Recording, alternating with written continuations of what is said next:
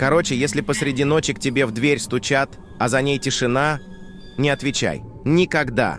Особенно, если вдруг слышишь знакомый голос. Это, блядь, подъездный паразит, аномалия 1010. Уровень угрозы смертельный. Эта мразь не может войти без твоего разрешения. Она копирует голоса твоих соседей или даже твоих родственников. «Открой, это я, Иван Петрович, с 5-го этажа, помоги, блядь!» Или «Мама, я забыл ключи!» Но всегда есть что-то не так. Голос будет чуть медленнее, с хрипом или со скрежетом, и после него неестественная тишина. Главная инструкция — не открывай дверь, даже если услышишь, как кто-то плачет. В идеале выключи свет и сиди тихо. Если очень надо, смотри в глазок, но будь готов. В отражении ты увидишь искаженное ебало, которое на тебя пялится.